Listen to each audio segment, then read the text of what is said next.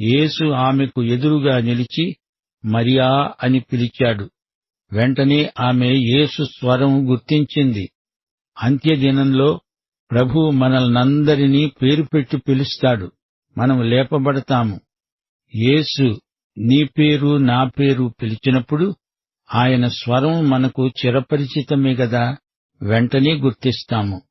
మరియా, నన్ను నువ్వు తాకవద్దు అన్నాడు యేసు. ఆ తరువాత శిష్యులను పిలిచి తనను తాకి చూడమన్నాడు. ఎందుకంటే నేనింకా తండ్రి వద్దకు ఎక్కి వెళ్లలేదు అనగా యేసు ప్రభువు అప్పటికే తండ్రి వద్దకు పైకి వెళ్లిపోయాడు. తండ్రి వద్దకు వెళ్లి తండ్రి సింహాసనమును సమీపించి కరుణాధారమైన తన రక్తమును చూపి తండ్రిని తృప్తిపరిచాడు. ఇప్పుడు మన కరుణాపీఠము పరలోకమందే ఉన్నది. యేసు మనందరి పాపాల కొరకై కార్చిన రక్తం సాక్ష్యార్థమై నిత్యత్వంలో పరలోకంలో సాక్ష్యమిస్తూ ఉంటుంది. యేసు ఏమన్నాడు? నా దేవుడు మీ దేవుడు, నా తండ్రి మీ తండ్రి.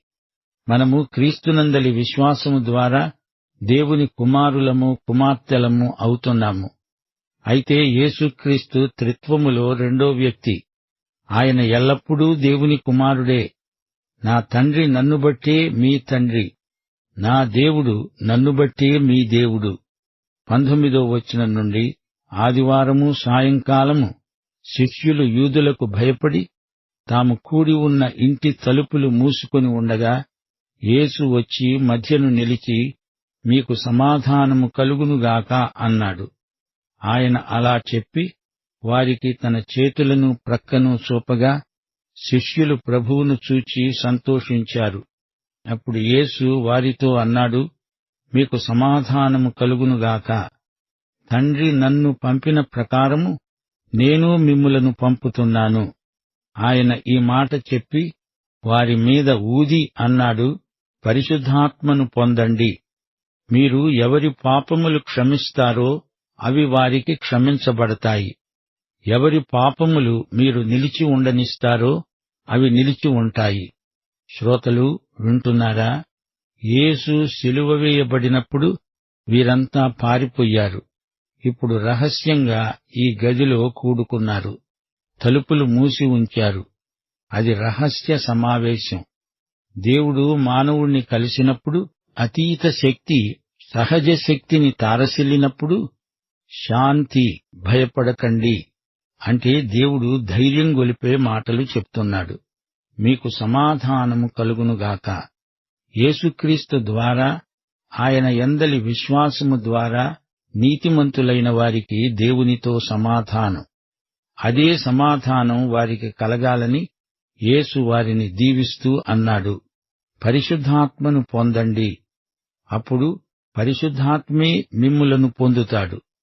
వారు ఆయనను చూచి బాగా గుర్తుపట్టారు. వారు భయపడ్డమాట నిజమే. ఆయన మహిమ శరీరంతో మూయబడిన తలుపుల గుండా లోపల ప్రవేశించాడు. మహిమ శరీరాలకు భౌతికమేమీ ఆటంకము కాదు. రేపు సంఘం ఎత్తబడేటప్పుడు మనం మధ్యాకాశానికి ఎగసిపోతాము. మనకు అప్పుడు మహిమ శరీరాలు వస్తాయి. అక్కడ మనం ప్రభువుతో ఉంటాము.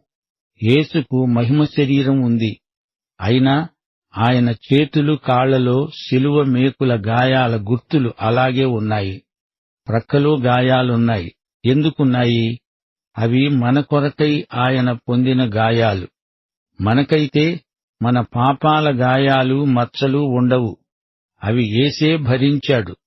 మనము ఏ ముడత మచ్చ కళంకము లేకుండా తన ఎదుట మహానందముతో నిలువబెట్టుకుంటాడు. ఆయనే మన పాపాలను భరించి శిక్షను అనుభవించాడు అనడానికి నిత్యత్వంలో ఆ గుర్తులు అలానే ఉండిపోతాయి.